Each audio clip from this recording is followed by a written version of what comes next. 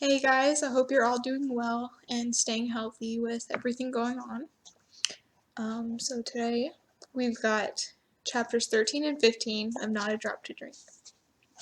So let's get started. Chapter 13. A week later, snow fell and continued to fall. Lynn set Lucy indoors once visibility had reached 0. The girl could easily become disoriented in the blinding white snowfall and wander to a lonely death in the snow.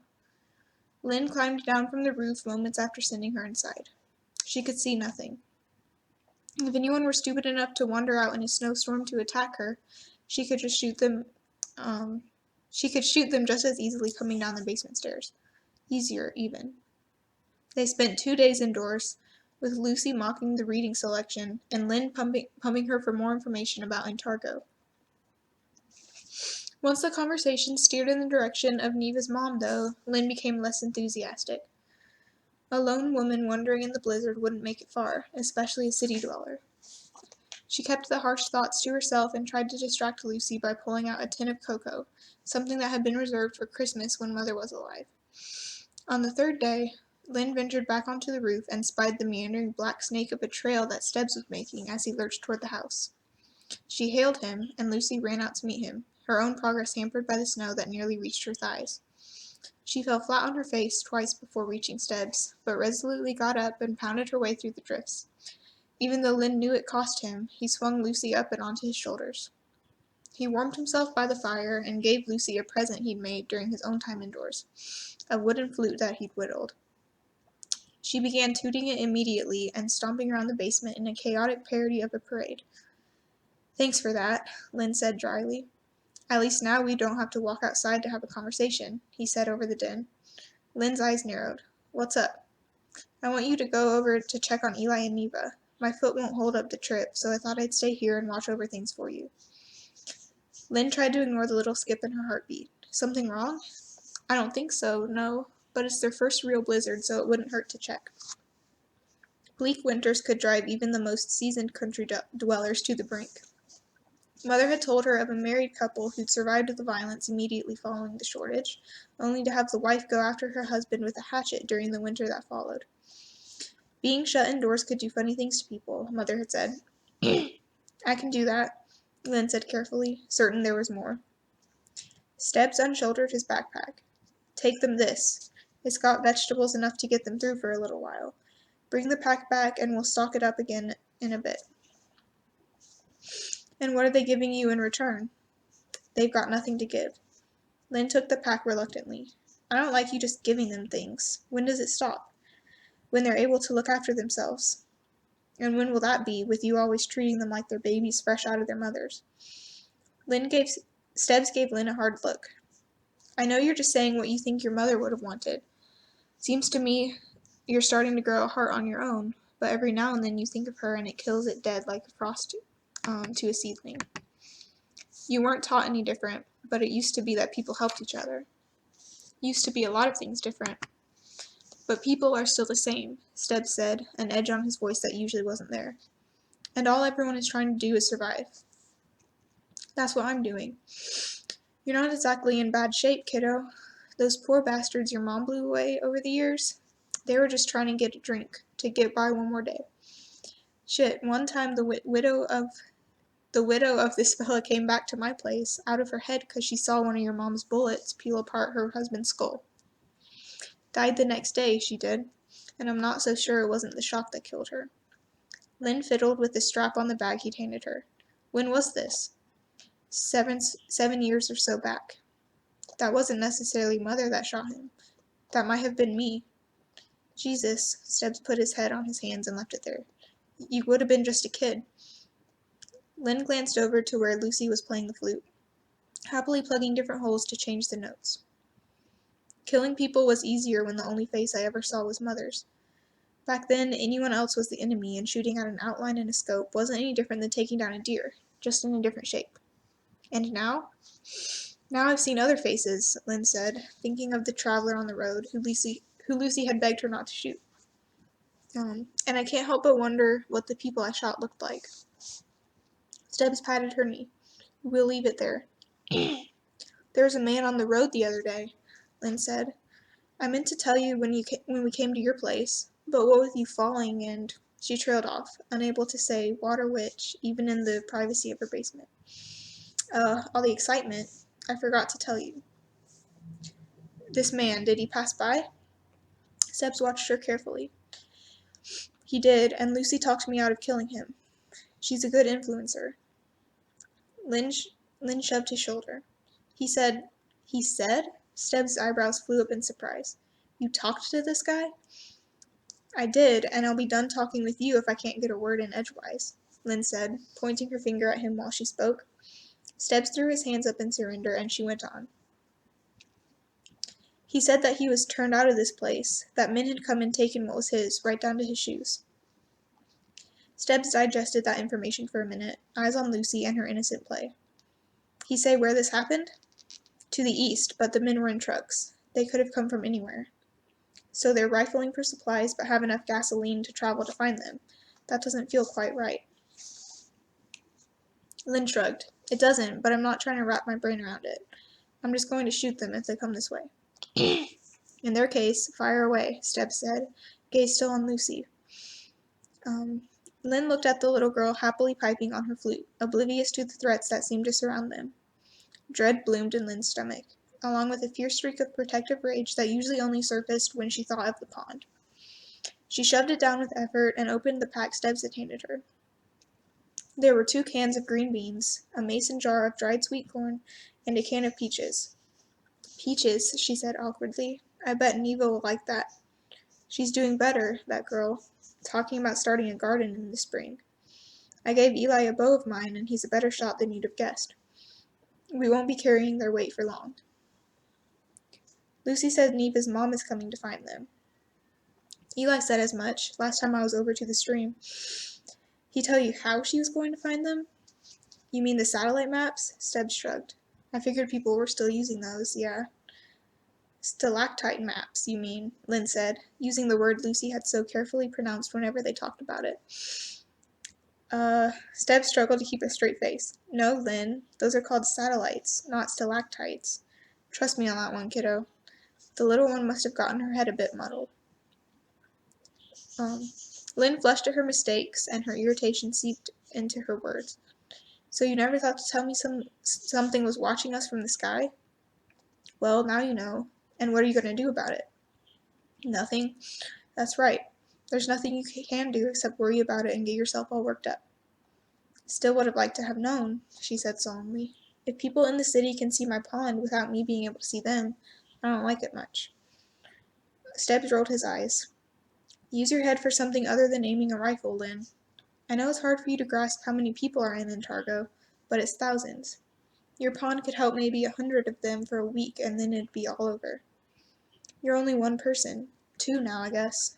So to you it's a lifeline. To them it'd be a swallow. Same with my little well, if they could see it. We're small fish, kiddo, and I'm glad of it. Then why are they even looking?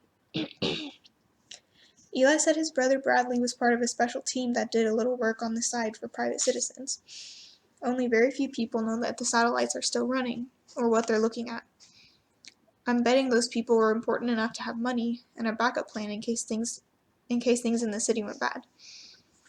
Except in Bradley's case, he took what he was paid to find out and used it for himself once they knew that Neva had an illegal baby growing inside her.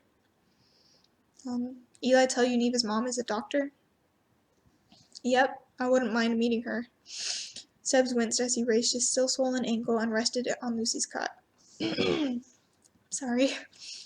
It's better, he said, but I probably shouldn't have tried walking over here yet.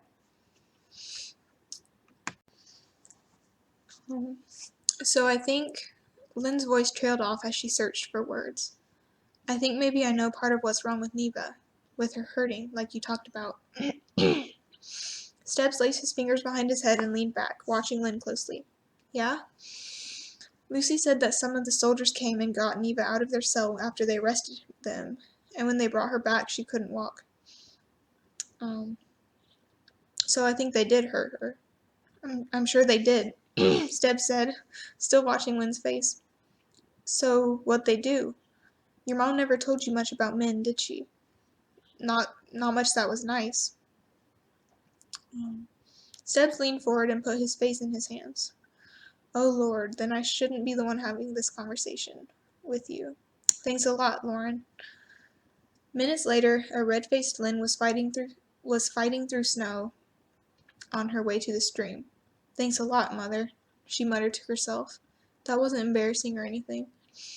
Her anger fueled her progress, and Lynn reached the little house by the stream before she fully recovered from Stubbs' revelations.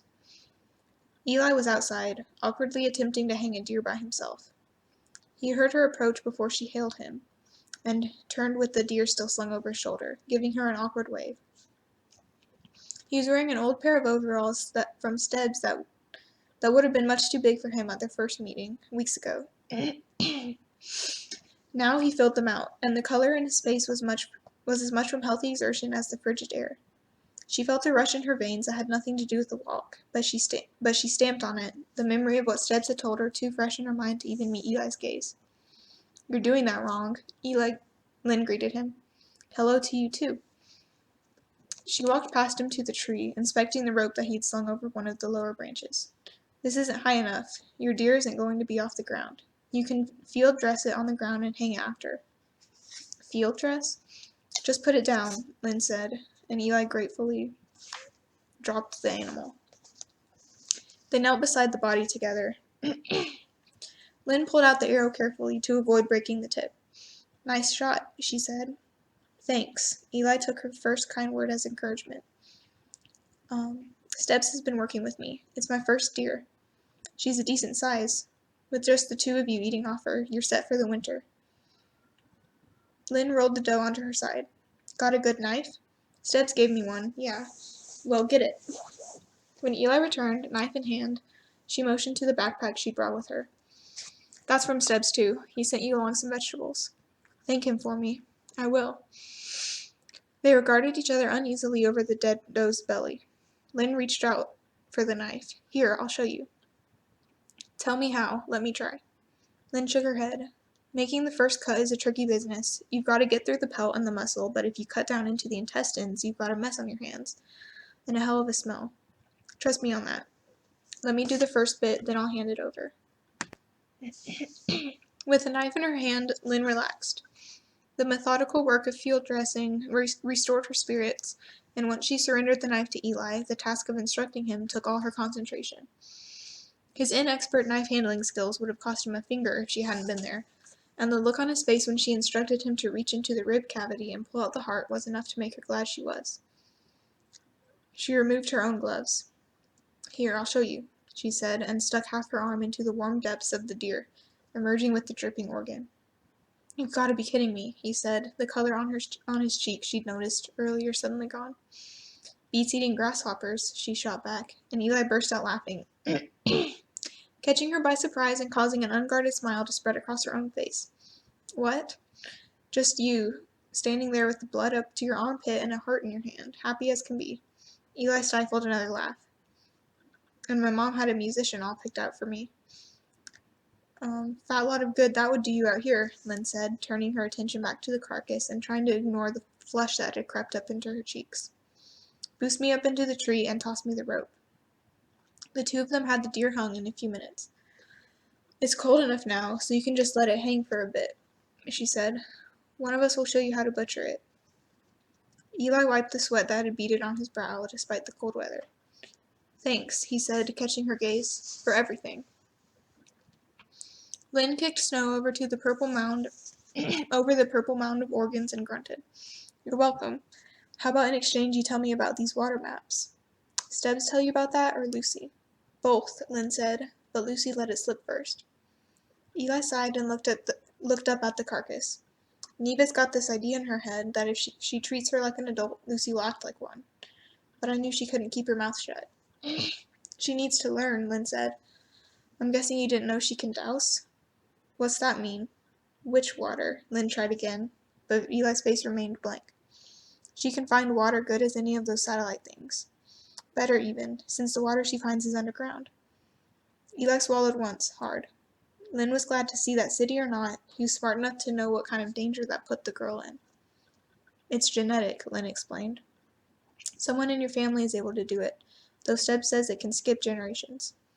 I'm guessing whoever it was never even knew, living in Antarctica like you do. Did, Eli corrected. I'll tell you anything you want to know about the water maps, but we're going inside to talk. I can pretend to be tough for 2 more minutes, but I'm freezing, and I think we've got enough conversation to last the afternoon. Lynn glanced up at the sun. I can stay a little, she said hesitantly, but I'm not sure how welcome I am inside. Neva's not in there, Eli said. She's out at the grave. By herself? I couldn't get her to come away, he said. Once the snow stopped, she went right to it and started clearing away the drifts. I've been watching the deer upstream, and I knew they came to the same spot every morning, so I needed to be there at the right time. But Neva wouldn't budge, so I had to leave her behind. Has she been there all day? Mostly. I got the deer about right after sunrise, dragged it back here, and went to check on her. I took her something to eat, but she refused to move. Is she dressed well? Well enough, Eli said, and Lynn didn't miss the shiver that went through him. She guessed that Neva was dressed better than Eli, and that he'd given the better coat to her. The idea of being in the small shelter alone with Eli caused a different kind of heat to flush through her. She clamped down on it, the need to know more about the satellites outweighing her nerves. The little house was warm. She put the pack from Stubbs down next to the stove and stripped off her coat, wet with snow and smeared with deer blood. She hung it over the back of one of the mismatched chairs to dry. Stubbs has you set up nice, she said as she sat at the little table that was pushed into the corner. She kept her gaze firmly on its top, not allowing her eyes to wander to the loft where Neva and Eli slept together. Not after what Stubbs had told her. I got that myself, Eli said as he sat down across from her. One afternoon, when he was over, I went out, found it along with the chairs. Of course, every piece came from a different house, so they don't match. Lynn felt her lips flicker into a smile without meaning to. You're used to things like matching furniture?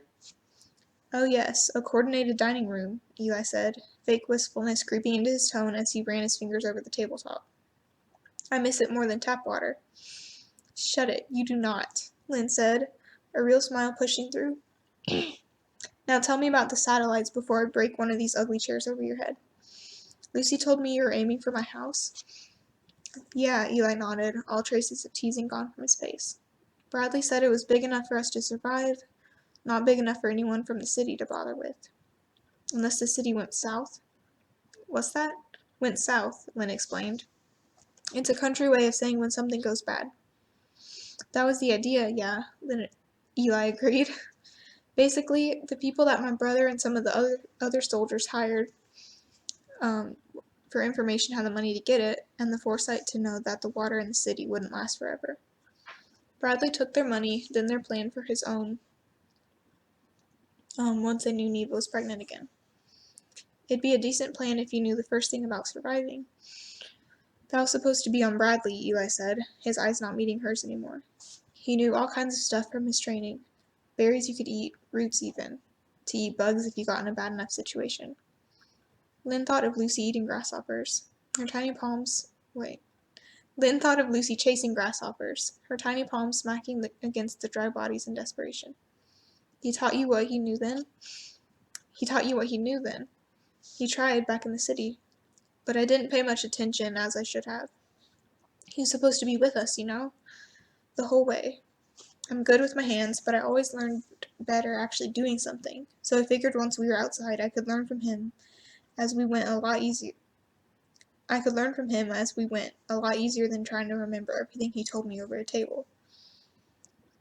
We couldn't keep anything he wrote down, so we had to memorize it all. I focused on remembering the maps, though there'd be more time for everything else. Thought there'd be more time for everything else later. His voice trailed off, and Lynn thought about how Eli had watched his brother bleed out in the city while people who were able to help had done nothing. Her own desperation beside Mother's body shot through her memory, and she had an unexpected rush of anger at the crowd that let Eli's brother die in front of them. She cleared her throat. In that case, remind me to show you what poison ivy looks like come spring. Eli glanced at her, a teasing smile on his face. That's a date. Lynn's brow furrowed. It's a season. No, I mean, Eli sighed and looked up at the ceiling. We're gonna have to find a shared vocabulary before I can flirt with you. Flirt? Yeah, it's how a boy shows a girl that he likes her, or vice versa. He said pointedly. Sounds like a waste of time, Lynn said carefully, trying to keep the skip in her pulse out of her voice. Seems like it'd be a lot easier to just say so. Easier, maybe, Eli said, the smile that came so effortlessly spreading again. But less fun. Fun, Lynn grunted. Yeah, it's what I know what fun is, she shot back. Eli's hands went up in the air. I'm only teasing. Is that part of flirting? A very important part, Eli said with mock seriousness. Looks like maybe there's a thing or two I can teach you after all. Lynn rolled her eyes. Yes, flirting, a necessary part of survival. Well, technically, shut it, Lynn said, and Eli snapped his jaw shut. Is this what you city kids do all day? Sit around and let each other know how much fun you're having? Sometimes. We go to school, some of us played sports or took music lessons. Read in our spare time. Just normal life, you know? Eli shook his head. No, I guess you probably don't know. What I used to do with my day probably seems silly to you. No, Lynn said slowly, thinking over every word as she spoke. It seems like it'd be kind of nice to not spend every living minute working against dying. Eli watched her for a second in the quiet that fell between them. When we found your place, when I saw you and your mother living there, I didn't even consider taking it from you.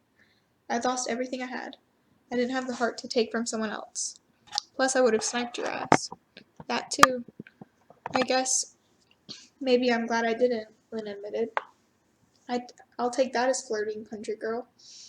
Lynn kicked him under the table before standing. We're done for today. I need time to get back to the house in the light. Eli got up quickly. Could you talk to Neva before you go? Lynn's mouth fell into a flat line that made her resemble Mother. I'll talk to her, but I can't promise anything. The little grave was around a bend in the stream, not far from their new house, but out of sight of the meandering path of the water. Lynn could make out the hunched form of Neva, perched on the dead tree of a trunk, keeping her vigil. Lynn purposely stepped on a twig, which snapped under boot like a gunshot. Neva didn't move. Hey, Lynn called out, suddenly anxious. You all right? There was a small shrug underneath the pile of blankets that Eli had bunched around her, but Neva didn't turn her head. Lynn pushed her way through the snow to stand by her side. The ground around the small pile of rocks had been cleared of fresh snow, swept clean of branches and debris. That'll be pointless in about 2 days. Then I'll clear it again. Lynn sighed and sat down uninvited. Neva had changed, too, since Lynn had met her, but for the worse. Despite the many layers of blankets and clothing, it was easy to see that there was little left of her but bone and skin. A flash of pale showed between her coat, cuff, and mittens, and Lynn could see that her wrists were tiny, almost as small as Lucy's. Her dark eyes were sunken, the circles underneath them lending to the thought that they might recede entirely into her skull. Even so, she was still alarmingly beautiful. So what now? We sit here trying to stop the snow from hitting the ground? You don't have any children, do you? Neva didn't turn when she spoke to Lynn, but kept her eyes riveted on the grave. No. That man that comes here, the cripple, is he your family? No, just a friend. Do you have any family? No. Mother was killed this past fall, Lynn answered evenly, trusting her voice to stay strong. She was all I had. I was injured and it was too difficult to put her in the ground by myself. I had to burn her. Neva was silent for a while, eyes focused on the ground at her feet. I'm sorry for that, she eventually said. And I never thanked you for helping bury my son. Lynn had no response. They stared at the pile of stones together in silence. You've still got family left, Lynn ventured. You're Lucy. She loves you. Eli wants to take care of you. My Lucy, Neva repeated, her hollow voice cracking with emotion. My poor little Lucy. We never should have tried to leave. She's all right here, doing fine, really. She's gaining weight, likes to play in the snow. Her feet healed up real nice. Her feet? She was a mess when Eli gave her to me to take to the house for a bit. The shoes she was wearing were way too small. A bitter smile cracked Neva's dry lips apart. See, that's the kind of mother I am. My little girl was hobbling around the countryside starving. She's all right now, though, because she's with you. I do the best I can, but I'm no mother. Neva didn't answer. Lynn wanted to reach out and shake her, but she was afraid it might cause real damage to the frail body. She's worried about you. Neva grimaced. We're out here in the wild, and she's the one worried about me. She's all I have left, and I'm completely incapable of taking care of her out here. It was Lynn's turn to be silent and stared at the ground. She's much better off without you. She's much better off with you, Neva added. A little while longer, Lynn said. I'll keep her a little while, but I want you to try. She's your daughter, not mine. Lynn got to her feet. Come on, that's enough of this. Eli's been making himself crazy thinking about you out here freezing by yourself. I'm sure he has. He's always been chivalrous. I don't know what that means. Now, am I going to have to move you, or are you going to move yourself? For the first time, Neva turned her head and looked at Lynn. I'll move myself, thank you, she said. Her knees nearly buckled when she stood, but she waved Lynn away and steadied herself. They walked toward the house together, Lynn pacing herself slowly so that Neva could keep up. I know about what those men did to you, Lynn said hesitantly. It was wrong. Yes, it was. I brought you something in case anyone tries that again. Lynn reached into her coat and brought out a small derringer that she had taken from the gun trunk, which fit neatly into the palm of her hand. It's a single shot, but it would do the trick at a short distance. I figured my shotgun would knock you on your ass, and the rifle takes some skill to fire. Even most of the handguns I have got a kick to them. But this one will take a man down if he's close, or at least scare him off. Neva considered the little pearl-handled gun. Thank you, she said, reaching for it. I'll show you how to fire it. Thank you, Neva said again. Mother always called that one the whorehouse gun. Charming. Eli shot Lynn a grateful glance as Neva walked past him into their home and shut the door behind her. How'd you manage that? I really don't know, Lynn admitted. I tried to say what I thought was the right things to her, but it just seemed to make her more angry. Eli laughed a little and shrugged his shoulders. Yeah, welcome to life with Neva. Well, when I finally said something on purpose to make her angry, that's when she did what I wanted her to. So now you know. Guess I'll have to try that. Eli wasn't wearing a coat. His shoulders were hunched reflexively against the chilly breeze, his hands jammed into the pockets of his jeans. I better go, Lynn said. Let you get inside. No, really, it's okay, Eli said, though his teeth chattered around his words.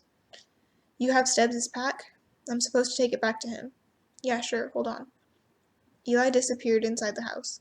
He came back wearing a coat and hat, carrying Stebbs' empty backpack. I'll walk with you a bit. Neva won't care? She doesn't mind being alone. I almost think she prefers it. It's being away from water that scares her. She's used to having water come out of a faucet. Lucy said you have to pay for it? It's expensive, yeah. We were well off enough that we could afford the clean water, a nicer apartment building. People who have less money, their water isn't as purified. That means clean. Oh, does it? Sorry, Eli said immediately. I should know by now that you and Stebbs aren't exactly stupid. Any girl who can quote Yeats probably knows what purified means. They walked without talking a moment, while Lynn critically assessed Eli's progress through the bracken. She was torn between wanting to keep him away from the snug sleeping quarters with Neva and wanting to keep herself from being shot in the dark. Could you make more of a racket? Sorry, he said again. I'm just trying to make a path for you. I've been walking in the dark a long time, city boy, Lynn said. You best head back home before full dark. Wouldn't do anybody any good if you get lost out here. She hated the words even as they slipped past her teeth. Sending him back to Neva was much harder than she thought it would be. Right, okay. Lynn blew the air out of his cheeks and turned back the way they'd come. I'll do my city best to find the only structure out here. Good luck with that, she called out after him. His crashing stopped for a moment, but she couldn't pick out his form in the dying light. Is that teasing? I thought it was called flirting. You're a quick learner. She could hear the smile on his face even if she couldn't see it. Get out of here, she called into the darkness. Stop encouraging me to yell so much out in the middle of nowhere. A laugh was the only answer, leaving Lynn to wonder what she'd done that was so funny, and reflecting on the fact that he was so noisy she could pick him off at 100 yards on a moonless night. She turned toward home and realized that she hadn't missed it. For the first time in her life, she'd been away from the pond and not rushing to get back. Worries had fallen away while she talked with Eli, and water hadn't filled every waking moment. And she didn't regret it. Alright, Chapter 14. Stubbs was on the roof when she made it back to the house. A pale sliver of a moon was rising, and she could make out his dark form clambering down the antenna as she emerged from the yard. Hey, kiddo, he called to her. How'd it go? Well enough. Brought your pack back. Are they okay over there? Neva's got problems neither one of us can help her with. That's true enough. He walked around the side of the house together. They walked around the side of the house together. And Eli, how's he looking? Fine, Lynn said nonchalantly. He got a deer today. Did he? Good boy. Why don't you come on in? Lynn said when she saw that Stubbs was headed toward the field as they approached the door. No point in you walking home cold when you can warm up downstairs before going. Stubbs rubbed his hands together. Don't want to put you out. Doesn't hurt me for you to soak up some heat. Their voices dropped as they entered the basement.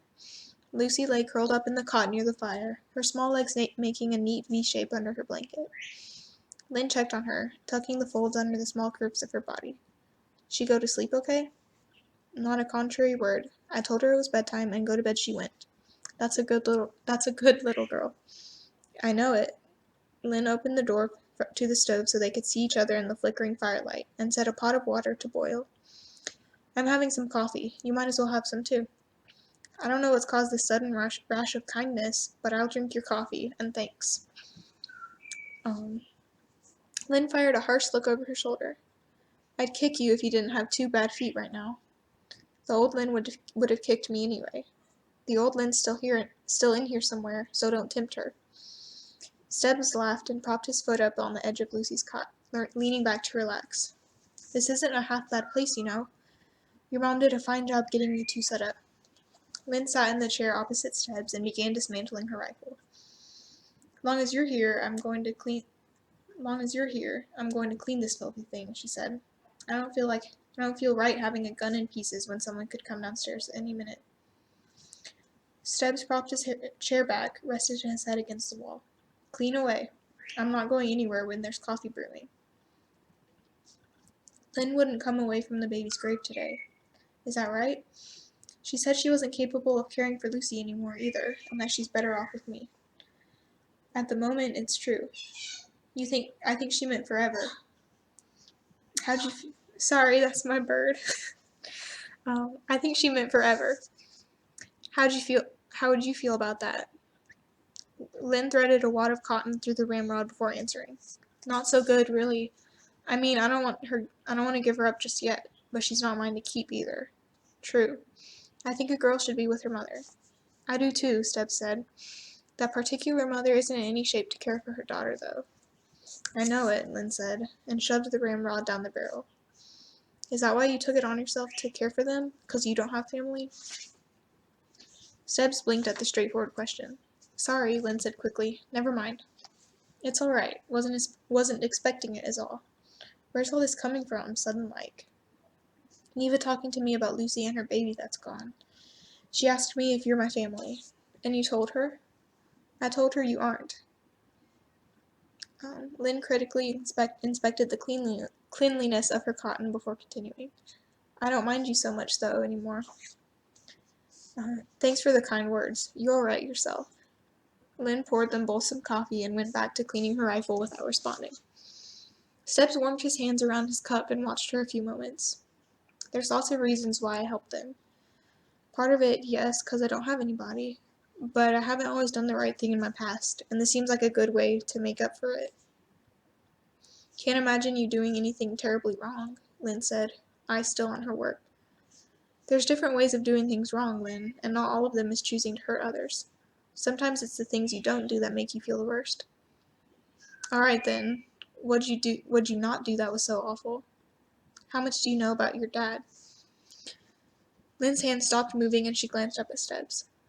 Not much. Mother wouldn't really talk about him. All I know is by the time I got here, he'd been gone a while. Does the word militia mean anything to you? Are you telling me a story or asking me questions? Stubbs took a drink of his coffee and settled back in his chair. If you want to hear it, I'll tell it. Lynn changed the cotton in her ramrod and kept working on the barrel. I'm sitting here listening. Your daddy was part of the militia.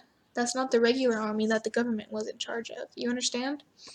There was a chain of command and weapons, and we would drill much like the proper army, but everything was voluntary, and everyone was local. Sometimes we attracted people who the army wouldn't have for whatever reason. Could be they had asthma or didn't graduate from high school. But sometimes we'd get the other kind, that the regular army wouldn't take case they couldn't pass the psych exam. Meaning they weren't quite right up here. Stubbs tapped his temple. Your daddy, he was part of that last half. Lynn thought about Mother. Had she wondered how much of Father's instability had rubbed off on her in the end? And how much of his insanity was inside of Lynn, passed on through the blood of Mother's teachings? Lynn thought of the people she'd dropped in the fields, thirsty men and women she'd killed without hesitation. Was that because of her father's priorities, instilled in her so young? Or is that who she truly was? A smaller female version of him who took life without regret. Stubbs was watching her, and she felt her mouth tightening into a thin line under his gaze. I've known lots of people in my life, Lynn, he said. There are plenty of good seeds sown by the bad. She cleared her throat and changed the subject. You were militia too? Stubbs nodded and moved on. I was regular army once upon a time, but my convoy got hit by an IED during the second war for oil, and they sent me home because my hand wouldn't work right after that. Stubbs held up his left hand, showing Lynn how it wouldn't close properly. I can't use my index finger and middle finger for anything. So you became militia? Once you've been in that kind of situation, you don't come back normal. I still wanted that lifestyle, and the militia was the only way to get it. Is that how you met Mother? I'd known your mother before. See, Lynn, even before the shortage, there weren't a lot of people around here. To you, it would seem like a lot. But as far as the rest of the world was concerned, we were as rural as it got. Your mom's family, they'd lived here a long time. In this house, even. And mine had been around this area for a while, too. Was she family to you? Stubbs looked at her sideways. You don't know much about her, do you? She didn't talk about herself. Well, that's not surprising, considering. Considering what? Well, your mom, her family, they did okay. They weren't rich, but they had enough to get by and then some, which was doing pretty good around here, especially during them times after the second war for oil. Nobody had any money, and there wasn't any jobs anywhere either. Our militia started filling out. Why's that? A lot of people were unhappy. They was mad at the government about the war, and about the fact that there was no money and no jobs. People always gotta have someone to blame, you see. People without jobs got nothing to do, and they feel like they're doing nothing for their families. Some of them thought the only thing they could do was learn how to protect them, keep them safe. Crime was up, and everybody was desperate. People started breaking into houses and cars for money, sometimes even just for food. Your mom's family, though, they didn't have to worry about money too much, even in the bad times. They was good people, nice enough to give to others, and maybe the goodwill was part of what kept them safe from the robberies. But Lauren, that's your mom's name, you know. She was always a little skeptical about people, even then, and she came to me to learn how to use a gun. How old was she? Oh, she was a bit older than you, out of college and all. She was older than I am and didn't know how to shoot a gun. It was a different time, kiddo. Feels like a different place, even. Stubbs took another drink of coffee, looked down into the depths for a moment. Anyway, she started coming around, careful like, 'cause she knew her family wouldn't care for it if she was hanging out with us roughnecks. That's how she met your dad. He wasn't quite right, like I said. A few of the guys would rather walk through the mud to steer clear of him than pass close by. He was always looking for a fight and knew how to start one even if there was no reason. But he was a charmer, too, and better looking than what the women around here was used to seeing. He got around a bit, I can tell you that. Lynn blushed at the reference and moved to cleaning the bolt she'd removed from the rifle, keeping her eyes down. In any case, he and your mom was meant for each other like sparks and gunpowder. She was always treating him like the miscreant he was, something the others lacked the balls to do, and he behaved even worse in front of her just to get her attention. I do think they cared about each other on some level, but neither one would ever admit it to the other. Even once they was together, they tried to act like they weren't, like making that choice was a discredit to them both. And maybe it was. Her family, they weren't fond of the decision either, being as your daddy had a reputation of being cracked in the head. She was still living at home, and they did try to stop her from seeing him, but shortly after that, her parents, your grandparents, was killed in a car accident. Your aunt had already gotten married and moved out over the way with her husband, so Lauren got the house, and it wasn't too long before he was shacking up with her, which didn't go too well with a lot of people. Your mother was supposed to be a civilized kind, what with her college degree, but your daddy, he just wasn't. What was wrong with him specifically? Lynn asked, not knowing if she wanted the answer. Nothing you could put your finger on exactly. He was the kind of crazy that hid itself well, except in the eyes. That's where you can always see it, if you know how to look. What'd he do that was so crazy? Well now, that's the funny part, really. He'd seen some documentary about how he was running out of fresh water, and the government was trying to keep it a secret, so as to avoid a panic. All over the globe, he said, people was running out of water, and the news, they was putting a different spin on it, so we wouldn't know what was going on. All the violence in third world countries was over water, he said, but they kept telling us stories about tribal wars and religion to keep us distracted, and them poor countries didn't have a way of telling people any different. Pretty soon, he claimed, the East would be going down. There was too many people over there and not enough water. Then we'd be next. He said the whole environmental movement had shit all to do with caring about the planet and everything to do with people giving their money to green programs so that desalinization plants could be built for the rich people to survive the coming shortage. It got so bad with him talking about the fresh water shortage that people started avoiding him just out of plain annoyance, along with fear. Nobody took him serious until the Aswan Dam was blown up. Mother told me about that. It was a big deal, Stubbs said. That dam had always been a political problem for Egypt, but the rest of the world was always told it was about power, not water. Well, when the guerrilla group over there took it down, a lot of people over here sat up and took notice. Your dad finally had an audience. He took a group of us to the lake, Lake Erie, you know it? Lynn nodded.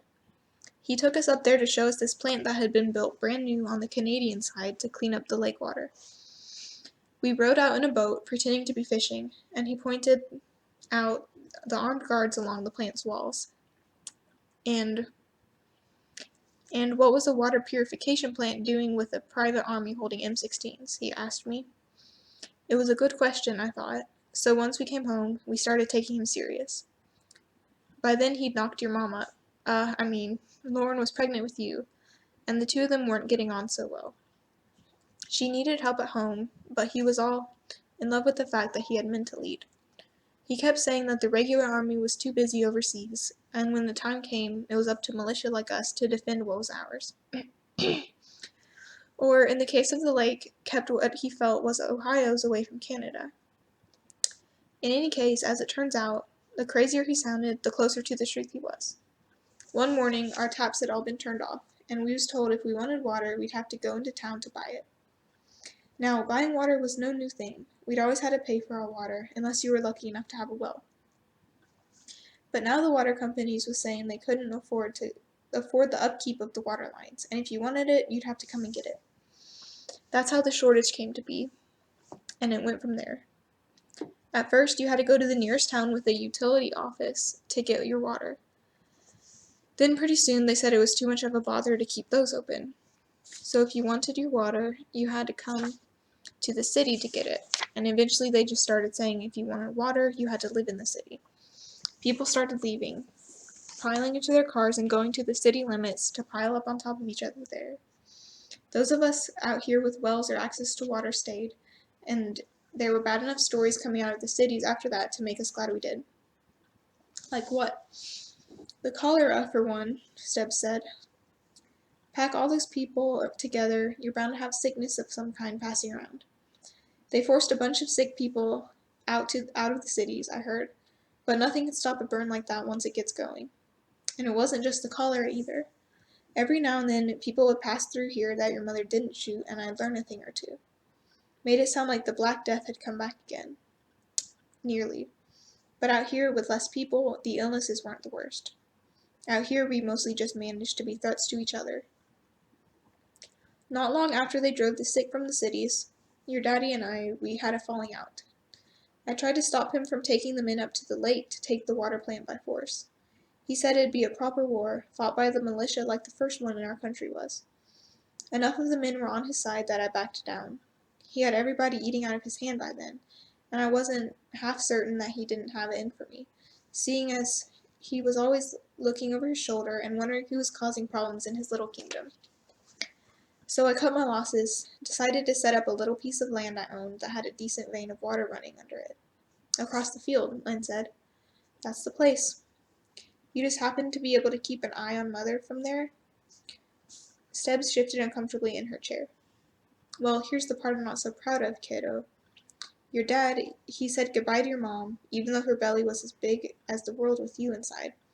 And he took a bunch of the men up there north to the lake, armed to the teeth. Not one of them came back.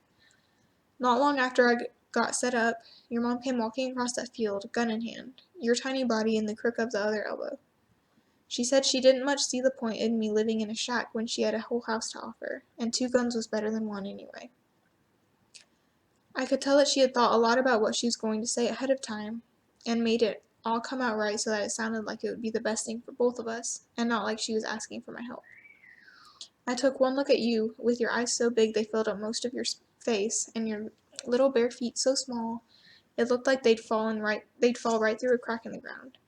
And I told her I don't need more work than I already had, and that responsibility for one was all that I had left in me. Your mom, she walked away without asking twice, and I didn't talk to her again until I stuck my foot in a trap. Stebbs swirled the now cold coffee in his cup and threw the dregs in the fire, where they sputtered into steam. I turned my back on her the same as her family had done, and the same as your daddy did once there was work involved along with the play. Your mother raised you right, but she raised you hard, and I can't help but think if I'd been around, maybe you'd have some softer edges. Maybe you could have actually lived a life, and not just survived if I'd been there. But here you are, and it seems you don't need any help. Lynn snapped the stock back onto her rifle. Nope, I don't. So that's why I'd give it elsewhere, I guess. Make amends. I remember you being here after your foot, Lynn said. I think I might have liked it if you'd stayed. I think I might have liked that too, Steb said quietly. I tried, Lynn. I promise you, I tried after I got hurt.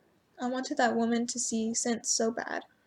He trailed off, lost in memories made in the very room he was sitting in. So why not? Lynn asked, her voice small. Why couldn't it happen? She wouldn't have me. It had taken more out of her than I could have known to ask the first time, and when I shot her down, I think it killed everything that was left in her but pride in herself and love for you. She wasn't always a hard woman, you know. It's what she became. You told me once not to speak of her unless you asked. And I'm asking, Lynn said. So I guess I'll go ahead and tell you. Don't make the same mistakes she did. Or hell, the ones I did either. Don't be afraid to care for that little one, and don't be too proud to let that boy know how you feel. Otherwise you might end up with neither of them. Lynn propped her rifle in the corner and tossed her own coffee into the coals. Seeing how it's pretty late now, you might as well stay here, I guess. That's all you got to say after that? Lynn gave her rifle a last rub down with the cloth, hands moving slowly while she thought out her sentence. I don't know that there's anything to say. I can't change the way Mother raised me. I'm not asking you to. I'm asking you to be more than she was. Be strong and be good. Be loved and be thankful for it. No regrets.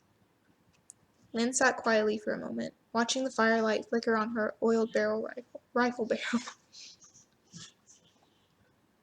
Yet I am changed, though still enough the same, in strength to bear what time cannot abate, and feed on bitter fruits without accusing fate.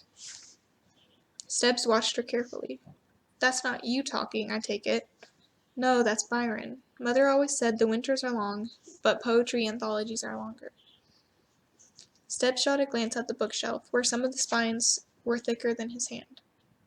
Ain't that the truth? Your mother had something else, she said. It is what it is. A smile spread across Lynn's face at the words, dissipating the sadness. That's familiar, all right. You know well enough what it means, then.